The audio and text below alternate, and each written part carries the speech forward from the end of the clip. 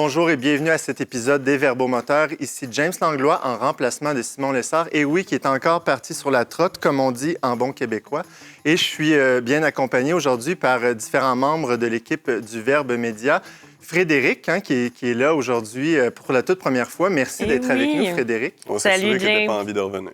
Ah, Au contraire, Benjamin. wow, quel bel accueil. Moi, je suis content que tu sois là, Fred. Ah, merci. Ton Moi baptême du feu. Moi, je me des sens un peu Verbomoteurs. menacé par toi. Ouais, c'est ça. Les C'est vieux, peur de ce que je vais meubles, dire. les vieux meubles, Antoine et Benjamin, merci à vous aussi d'être avec nous. Écoute, Ça avant que vous me mena- vendiez. là. Tu te sens menacé parce que c'est la seule ici qui a un diplôme en journalisme. C'est Fred. Hein? La seule dans toute la boîte, en fait.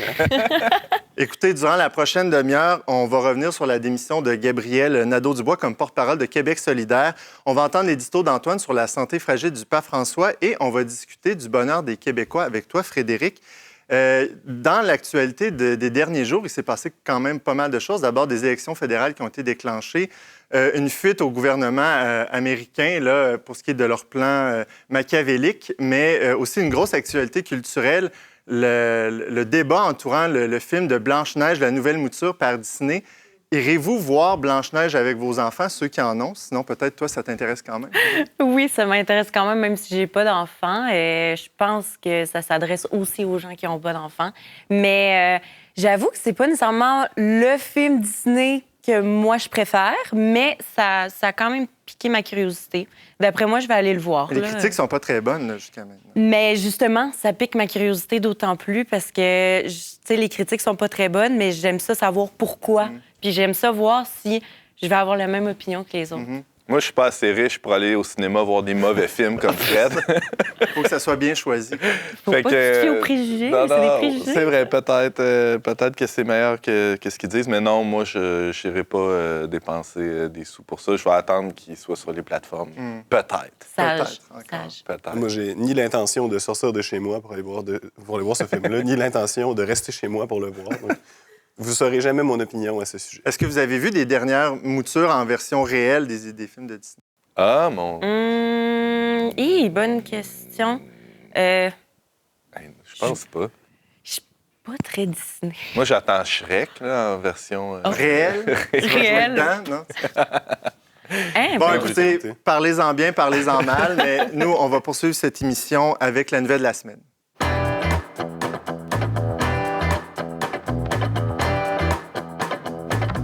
Le 20 mars dernier, Gabriel Nadeau-Dubois, député de Gouin et co-porte-parole de Québec solidaire, annonçait démissionner de la vie politique à la fin de son mandat. Après 8 ans d'activité au sein du parti, il se dit usé par les conflits internes des 2 dernières années. Benjamin, ça va mal à la shop de Québec solidaire? Hein?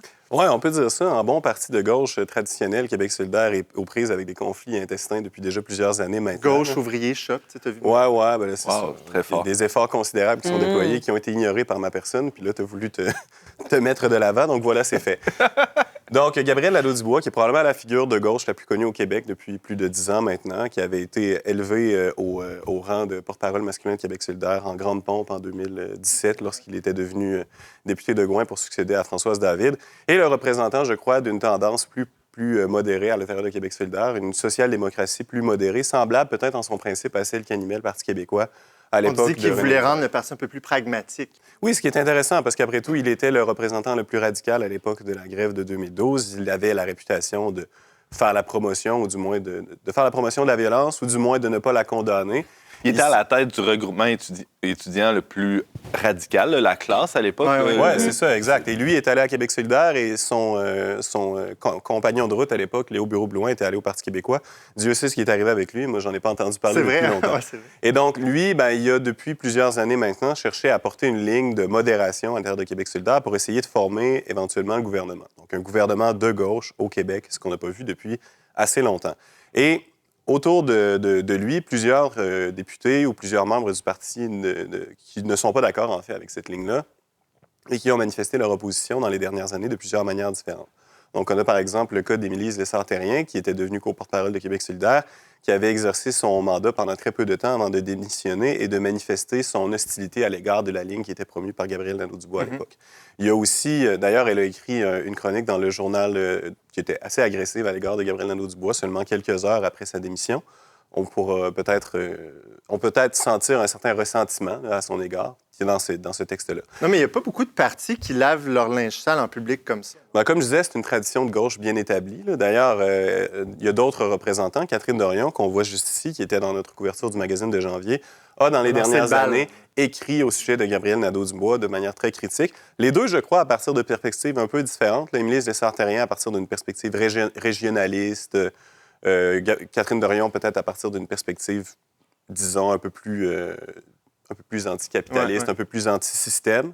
Donc, vraiment, à l'intérieur de Québec solidaire, il y a beaucoup de mouvements, plusieurs tendances qui coexistent et on a énormément de difficultés à faire l'unité de ce parti qui est pourtant relativement peu nombreux, là, en fin de compte.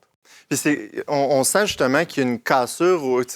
Québec solidaire, c'est un peu comme un amalgame de différentes tendances. Puis là, bon, que Gabriel s'en aille comme ça, qu'est-ce que ça représente pour le parti? Québec solidaire, au moment de sa fondation, était déjà un amalgame de deux grandes organisations. Une organisation qui s'appelait Option citoyenne, qui était dirigée par Françoise David et qui représentait finalement tout le milieu communautaire, la gauche plus communautaire québécoise, et l'Union des forces progressistes d'Amir Kadir, qui représentait lui-même un amalgame de plusieurs anciens partis plus radicaux, qui représentait une gauche anticapitaliste plus radicale. Et donc certains marxistes-léninistes. Oui, tout à fait. Vraiment, des marxistes, là, des gens qui veulent comme détruire le système capitaliste. Qui continuent d'exister dans Québec solidaire, mais qui sont relativement peu nombreux maintenant. Et ça, c'était avant l'autre fusion qu'il y a eu quelques années plus tard avec Option nationale. Oui, qui est un parti qui a émergé du Parti québécois à l'occasion d'une querelle à l'intérieur du parti sous la direction de Pauline Marois, qui avait été fondée par Jean-Martin Hossan, puis repris par Sol Zanetti, qui est aujourd'hui député et pressenti comme un potentiel candidat à la succession de Gabriel Nadeau-Dubois. Et donc, il y a plusieurs tendances principales, mais les deux tendances principales historiques à l'époque, c'était cette tendance de gauche communautaire et une gauche plutôt anticapitaliste. Lorsqu'on regarde les choses aujourd'hui, ce qu'on remarque, c'est en fait deux grandes tendances. Une tendance plus modérée, social-démocrate, finalement, qui récupère une tradition social-démocrate au Québec qui s'est peut-être perdue dans les autres partis, et une tendance davantage peut-être influencée par la gauche canadienne, multiculturaliste, libérale, puis par la gauche américaine, qu'on qualifie parfois de woke, qui est très axée sur la défense de groupes particuliers, de groupes d'intérêt particuliers, de libertés individuelles, de groupes minoritaires, la défense des groupes supposés opprimés dans la société. Et à l'intérieur de cette dichotomie-là, on perd finalement une partie qui a toujours été une partie mineure, mais importante de la gauche québécoise, vraiment cette partie révolutionnaire, anticapitaliste, qui veut renverser le système, qui a représenté dans une certaine mesure Amir Kadir à l'époque. Oui. Il y a je pense que Catherine Dorion l'a bien souligné à de nombreuses reprises. Il y a une espèce d'abandon des milieux ouvriers de la part de ces partis-là. Je parle de ces partis-là parce que c'est un phénomène qui n'est pas propre au Québec. En effet, oui. On retrouve, le vote ouvrier se retrouve dans les partis de droite depuis quelques années. Il y a une remise en question qui est très difficile à faire là, chez ces partis-là. Comment ça, on devrait être issu des masses, puis on n'est pas capable de s'accrocher à leurs préoccupations ou d'avoir ce dialogue-là avec les gens qu'on prétend représenter. En effet, puis on le voit dans l'électorat du parti. Finalement, le Parti Québec solidaire a une dizaine d'élus. La plupart sont dans la région de Montréal. On a un langage, une posture, une manière de comprendre le monde qui s'adresse essentiellement à une élite bourgeoise relativement confortable et qui est tout à fait inintelligible ou incompréhensible pour la classe ouvrière ou, disons, des classes marginalisées sur le plan économique de la société québécoise, ce qui avait traditionnellement été le moteur de la gauche en Occident. Une gauche qui visait davantage le bien commun, qui visait la réunion de la masse de la société contre une élite, une oligarchie. Et tout ce discours-là, finalement, qui était encore assez fort à l'époque où Amir Kadir était co-porte-parole, n'existe plus ou semble ne plus exister à l'intérieur de la structure de Québec solidaire, quoique certains pourraient dire que Catherine Dorion, à la marge du parti, représente cette tradition encore aujourd'hui. On voit en tout cas aux États-Unis que la gauche, surtout entourée par Bernie Sanders, là, est en train de se mobiliser avec une critique contre l'oligarchie. Je pense qu'il y a beaucoup de militants de Québec solidaire qui veulent s'inspirer un peu de ce qui se passe aux États-Unis. Oui, il y a toujours beaucoup d'influence de la politique américaine sur la droite et sur la gauche québécoise. Et de fait, dans la gauche québécoise aujourd'hui, on constate que peut-être, finalement, c'est une voie d'avenir. On se rappellera que Bernie Sanders, en fait, dans l'essentiel de sa carrière politique, a représenté cette tradition. Lorsqu'il se présente en 2016, il est l'un des derniers Mohicans, l'un des derniers représentants d'une gauche vraiment radicale contre le système capitaliste. Et dans les années qui ont suivi, a été coopté et a dû intégrer dans son mouvement et dans son programme davantage de préoccupations, disons, liées à la défense des minorités opprimées, qui ne sont pas des minorités ou des groupes marginalisés sur le plan économique. Et là, on semble constater à l'intérieur du Parti démocrate et chez M. Sanders que ce virage-là les a mal servis sur le plan électoral, qu'ils ont perdu des électeurs potentiels et on semble retourner vers une critique de l'oligarchie. Peut-être va-t-on assister à ce changement-là à l'intérieur de Québec solidaire, mais on voit mal, à l'heure actuelle, qui représente une ligne assez ferme, assez forte, puis assez capable d'unifier la gauche pour aller de l'avant, alors que les sondages sont très mauvais pour Québec solidaire et qui ont eu, je pense, au début de la semaine dernière, une élection partielle où ils ont fait moins de 5 %.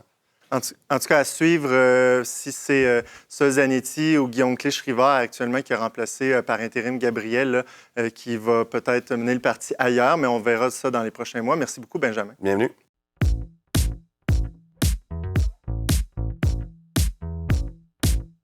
Antoine Malenfant, tu as suivi de près les dernières nouvelles de Rome concernant la santé du pape François. Eh oui, James, et bonne nouvelle, le pape est sorti de l'hôpital au début de la semaine. Et mauvaise nouvelle, James, le pape est encore pas mal magané. Je ne sais pas si vous l'avez vu, là, mais il est aussi enflé qu'une fougasse laissée un peu trop longtemps sur le comptoir pour que la pâte lève. D'ailleurs, le Christ ne nous a-t-il... C'est italien, ça. Focaccia en italien. C'est pas tout à fait la même chose, mais ça se ressemble.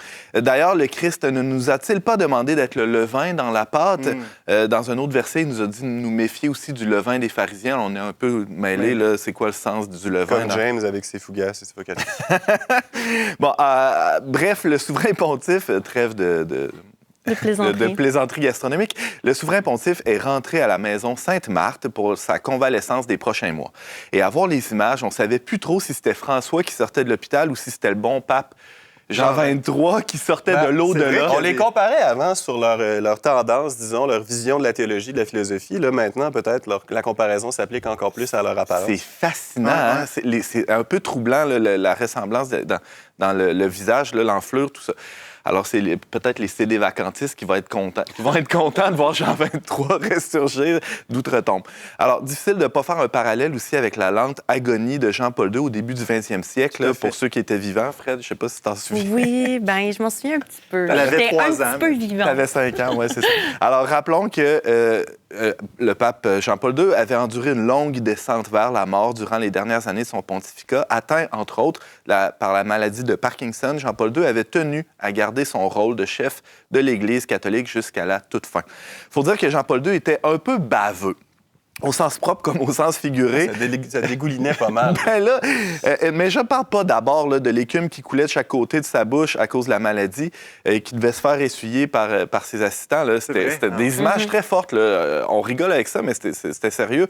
Je parle surtout, James, du pied de nez qu'il a fait à tous ceux qui rêvaient de le voir céder sa place à un pape plus vigoureux et peut-être plus progressiste. Mais, ironie du sort, ce sera finalement un pape considéré comme encore plus conservateur qui va le remplacer, un petit jeune de 78 ans, Joseph Ratzinger, Benoît XVI. Alors, Jean-Paul II était baveux, aussi et surtout parce qu'il connaissait très bien les travers de notre époque, une époque qui carbure à la performance, à la productivité, à la rentabilité, à la superficialité de l'image. Chacune de ces apparitions publiques nous renvoyait en pleine gueule la question suivante: est-ce qu'il y a encore de la place pour les gâteux dans la sphère publique ou est-ce qu'on doit les enfermer à clé pour ne plus voir cette vulnérabilité qui nous choque? J'ai fait une petite boutade ici là, en m'inspirant du Tartuffe de Molière. Cacher ce sein, S-A-I-N-T, que je ne saurais voir. Tu as besoin de nous annoncer ta blague. Est-ce que ça dit quelque chose sur sa qualité? Je sais pas. Pour vous préparer à un tel choc humoristique, hein, c'est ça. Pour sa part, François, revenons à François, est l'un des papes qui a le plus shaké le cocotier des sociétés occidentales sur la façon de prendre soin, ou pas, des personnes plus vulnérables en début et en fin de vie. On se pense tellement raffiné là, avec nos cocktails d'escampette et on a la gâchette, la piqûre facile pour tous les invalides et les grabataires qui encombrent notre vie de producteurs et de consommateurs. Entre-temps, pendant que l'euphémistique « mourir dans la dignité » devient le nec plus ultra de la mort chic, on en oublie de tout faire pour que nos aînés, qui n'ont pas la chance d'être soignés aux petits soins, aux petits oignons, comme le pape François à l'hôpital Gémilly, là, j'en conviens. Alors, pour que nos aînés, donc, puissent vivre dans la dignité avant de mourir dans la dignité. Le pape François finira peut-être par démissionner. On ne le sait pas. Il a déjà évoqué cette possibilité lors d'entretiens réalisés avec des journalistes dans les dernières années. Cela dit, en attendant, il continue son travail, il suit l'actualité, il reçoit régulièrement des collaborateurs dans sa chambre. Mais aussi, sans même ouvrir la bouche, il proclame haut et fort, avec tout son corps, que la dignité d'une personne ne dépend pas du nombre de tâches qu'elle peut réaliser dans une journée. Cette dignité dépend du simple fait d'exister. Ce sera peut-être les plus belles, les plus éloquentes années du pape François, que sais-je. Qui sait? Voilà, À suivre. Antoine Malenfant, directeur des contenus pour le Verbe Média, merci beaucoup pour cette Plaisir. vidéo.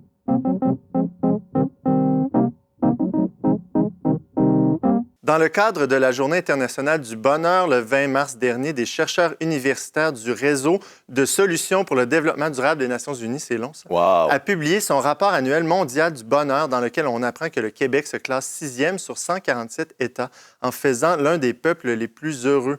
La question cette semaine, trouvez-vous que les Québécois sont heureux? Mais Frédéric, je te demande, toi, es-tu heureuse? Ah, quelle question. Oui, James, je suis heureuse. Et pourquoi? Parce que je suis entourée de mes chers collègues. Cliché, têteuse. Que de Non, mais je le rends mal à l'aise. Tant Mais il n'est pas d'affection. habitué. Non, mais Trop est-ce- d'affection Est-ce en que ce tu trouves moment. qu'au Québec, les gens sont heureux ou est-ce que la société québécoise permet aux gens d'être heureux? Ben, je crois que sur certains aspects, je pense que oui. Pour une raison en particulier, selon le rapport, la clé du bonheur serait d'avoir des relations sociales de qualité. C'est pour ça que tu parlais de tes Et collègues. voilà pourquoi je suis wow. heureuse. J'ai une famille qui m'aime, des amis qui m'aiment, un mari qui m'aime. Donc oui, je me considère heureuse. Mais plus précisément, le rapport mondial sur le bonheur des Nations unies qui a été publié en 2025 disait que plus les gens estiment que leurs concitoyens sont bienveillants, plus ils sont heureux. Et ça, je crois qu'au Québec, on l'a. Bienveillant, C'est-à-dire, c'est un peu galvaudé. c'est galvaudé. Ça dépend comment on le voit. Mais moi, je pense que pour avoir un peu voyagé, je me sens pas menacée quand je marche dans la rue. Je me sens plutôt en sécurité. Je pense que je m'entends bien avec mes voisins, bien que en même temps, je leur parle pas nécessairement beaucoup. Mais je pense que pour ça, au Québec, on peut se dire heureux. T'sais, on est dans un environnement qui est sécuritaire. Mais après, je pense aussi que il manque quelque chose dans ces rapports-là. C'est-à-dire que on voit aussi, on assiste à une montée de l'anxiété, de la dépression dans la société. Ah oui. Les jeunes sont éco-anxieux. On sait aussi que les réseaux sociaux peuvent être des environnements toxiques qui prennent beaucoup trop de place et même de la place pour une relation humaine. Donc là, je trouve que j'ai un doute par rapport à ça. Est-ce que le Québec est vraiment un exemple par rapport à ça? De là où je crois que c'est important de penser au fameux sens de notre vie. Puis moi, je pense que c'est ça qui nous rend comme heureux. C'est quand on sait Je où on trouve ça s'en va. intéressant, Fred, que tu évoques la sécurité, là, puis tu as souligné ça, puis je pense que ça ressort dans le rapport des Nations unies. On associe le bonheur dans nos sociétés développées à des choses très prosaïques, là, le confort et la sécurité. Et ça, c'est comme si on travaille, il y a beaucoup d'énergie qui est déployée dans nos vies personnelles et collectives pour atteindre ce confort et cette sécurité. Et on pense que quand on l'a atteint, on a enfin atteint le bonheur. Mais finalement, quand on regarde, il y a d'autres indicateurs qu'on peut regarder aussi, justement. Je pense qu'on a beaucoup de concitoyens qui doivent... qui sont en attente d'une consultation en psychothérapie ou qui sont en thérapie présentement ou qui doivent consommer d'importantes quantités d'anxiolytiques ou d'antidépresseurs pour passer au travers de leur journée. Je ne pose pas un jugement, je suis en train de dire... C'est peut-être des indices là, qu'on n'est pas si heureux que ça et que ça ne suffit pas de se sentir en sécurité puis confortable parce que, dans le fond, qu'est-ce que permettent cette médication-là? Ces médications-là, c'est de permettre de vivre de manière finalement un peu plus confortable malgré les épreuves et les difficultés qui sont traversées. En tout cas, je fais beaucoup de raccourcis, mais finalement, pour peut-être soulever des incohérences ou des paradoxes dans ce qui est souligné ici. Oui, puis on ne parle pas d'une personne sur 3 au Québec qui fait une tentative de suicide, alors que dans certains pays où les conditions matérielles sont vraiment dégradé, il y a presque aucun suicide. Là. Les dernières enquêtes sur la santé mentale des jeunes là, évoquent jusqu'à un jeune de moins de 18 ans sur 2 qui a des épisodes courts ou prolongés là, d'anxiété assez sérieuses. Fait que, qu'est-ce que ça dit de nous, ça? Peut-être, comme dit Fred, que c'est pas suffisant d'être dans une société confortable, sécuritaire, mais qu'il faut faire le pas de plus pour se dire, OK, mais à quoi bon? On n'est pas juste des animaux, là. qui recherchons leur survie. Puis, Bien, c'est ça. Puis moi, j'ai soulevé le même paradoxe. Je me demande, donc, c'est quoi qui, chez les Québécois, leur permet de se dire vraiment heureux au-delà du fameux matérialisme puis du confort matériel, mais aussi de l'économie qui va quand même plutôt bien. Là. Moi, je pense qu'il y a peut-être on l'a vu dans le sondage léger que le Verbe a fait récemment. On a parlé des résultats la semaine dernière lors d'un événement. Je pense que les Québécois sont en quête de sens, puis ils mettent en pratique des choses pour trouver du sens à leur vie. Puis moi, je pense que peut-être que c'est là qu'ils arrivent à trouver du bonheur aussi, que ce soit, via leur relation sociale. Mais je crois qu'on est une société qui veut plus que le confort, plus que le matérialisme. Bien, Jean, moi, je te demanderais pas si tu es heureux, mais trouves-tu que la société là, ça serait québécoise est malaisant. heureuse? Non, je suis raisonnablement heureux, je crois, mais moi, au risque de passer pour un nerd, là, j'aurais envie de questionner un peu la méthodologie de ce genre d'activité-là. Je veux dire, les Nations Unies ont beaucoup d'énergie et d'argent à dépenser. Ils font des activités scientifiques de ce genre-là assez régulièrement pour finalement nous donner des conclusions comme celle-là. Le Québec serait le 6e endroit le plus heureux au monde. Exact. Et bon, pourtant, le Québec est l'un des champions mondiaux de l'euthanasie. Les gens choisissent la mort à la fin de leur vie. L'un des champions mondiaux du suicide également. Ça a déjà été dit, de toutes sortes de problèmes de santé mentale, des enjeux de socialisation très importants qui probablement dépassent largement le cadre québécois, mais sont représentatifs d'une génération malade partout à travers le monde occidental. Donc, pour moi, là, je veux dire, je ne sais pas si les gens qui sont les auteurs de ce type d'études-là ont des intérêts à défendre ou une vision libérale de la société à promouvoir, mais c'est clair que les résultats servent un certain agenda qui, pour moi, est transparent. Donc, maintenant, je ne voudrais pas qu'on m'accuse d'être réactionnaire, mais finalement... Mais finalement, j'ai l'impression qu'on peut faire dire toutes sortes de choses à des chiffres, à des statistiques, à de la collecte de données. J'ai l'impression qu'il y a un objectif qui est d'abord, qui est plus important, finalement, que la recherche plus profonde de la réponse. Quoi l'objectif? La recherche plus profonde de la question, de la réponse à la question, savoir c'est quoi le bonheur, finalement. Oui, mais parce qu'il y a un problème de définition, là, clairement. Là. Oui, parce que finalement, c'est pas entièrement mauvais non plus. Toutes les questions relatives au confort, à la sécurité, c'est clair que c'est des choses qui sont importantes, qui créent des conditions favorables à la concorde dans la paix. On parlait de la paix dans une des dernières émissions. C'est évidemment nécessaire et souhaitable qu'une société vive dans la concorde, dans la paix, dans une certaine tranquillité de l'ordre. Mais est-ce suffisant? Et la sécurité fait partie de ça. Mais c'est certainement pas suffisant à la poursuite du bonheur. Maintenant, il y a un autre élément qui est intéressant dans cette affaire-là, c'est la question des relations. Donc, effectivement, le bonheur se retrouve souvent dans les relations humaines. J'ai de la difficulté à comprendre comment, dans une société où il y a de plus en plus d'isolement, de plus en plus d'enfermement intérieur, le Québec performerait mieux que les autres. Ça ne colle pas à mon observation anecdotique. Merci à vous trois pour cette brève analyse de la question du bonheur. Frédéric parlait de la quête de sens. Si vous voulez aller consulter les résultats du sondage que le Verbe a mené avec Léger sur la quête de sens des Québécois, rendez-vous sur notre site leverbe.com. Sinon, contribuez à notre discussion en commentaire sur les réseaux sociaux. Écrivez-nous à verbomoteur@verbe.com.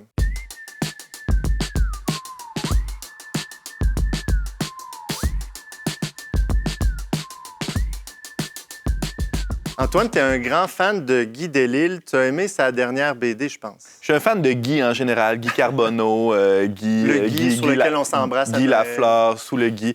Mais Guy Delisle est un BDiste québécois formidable qui a écrit Les Chroniques de Jérusalem, les 3 guides du mauvais père. Ça parle pas de moi, là, mais c'est tout comme... Ouais, tu me l'as passé, d'ailleurs. J'ai trouvé ça vraiment délicieux. Ouais, vraiment. Et là, il a sorti, il y a quelques mois, ce livre complet. C'est un ovni. Okay? La chronique qui suit va être un peu chaotique parce que c'est très difficile à définir comme objet. C'est un roman graphique qui parle de la vie mouvementée d'Edward Maybridge. C'est un inventeur un peu crackpot aux États-Unis, fin 19e siècle, qui a contribué à l'émergence d'une technique qui permet de prendre des photos d'animaux en mouvement. C'est comme le début du cinéma, finalement. Oui. Et c'est hallucinant, la vie de cet homme-là. Il a voyagé entre l'Europe et les États-Unis. Il a contribué à l'avancement de la science ou de la technique photographique et cinématographique. Bon, le trait de Guy Delisle là, est assez simple, est assez efficace. Beaucoup de finesse dans les bulles, dans les dialogues. Et on rentre vraiment dans la psychologie d'un homme tourmenté, un peu bizarre. C'est vraiment un ovni. C'est agrémenté de photos d'archives que l'auteur est allé chercher ici et là. Il a l'air d'avoir un passage, une transition dans son œuvre, parce que c'est quand même nouveau là, de faire de l'histoire comme ça d'un autre type de personne avec de la photo d'archives. Oui, mais quand on regarde, par exemple, les Guides du mauvais père, les Chroniques de Jérusalem, il y a un clash entre ces styles-là. Et encore plus qu'on va voir dans S'enfuir, qui est une histoire, une espèce de huis clos de 450 pages où on est avec quelqu'un qui est kidnappé. Qui est génial, oui, d'ailleurs. Il se passe rien pendant 450 pages et on tourne les pages de manière frénétique. C'est hallucinant, ce talent de réussir à faire une histoire extraordinaire avec quelque chose de si simple. Ici, on a une vie très extraordinaire, l'histoire d'Edward Maybridge, mais qui est ramenée avec beaucoup d'humanité. C'est un fou, OK? On va le dire, là, c'est un homme qui est meurtrier, il a déjà tué. Il faisait exploser des têtes d'âne là, pour prendre ça en photo. C'est quand même spécial, là. C'est dur, c'est violent par bout, mais c'est très Donc, pour ceux qui aiment l'histoire, pour ceux qui aiment les faits, l'histoire insolite. Bon, c'est pas une BD pour enfants là, de 8 ans, là, mais... Les suggestions culturelles sont habituellement inappropriées pour les personnes de moins de 25 ans. J'ai reçu ça en cadeau. C'est délicieux. Vraiment, je le recommande. Ça s'appelle Pour une fraction de seconde, publié chez Shampoing.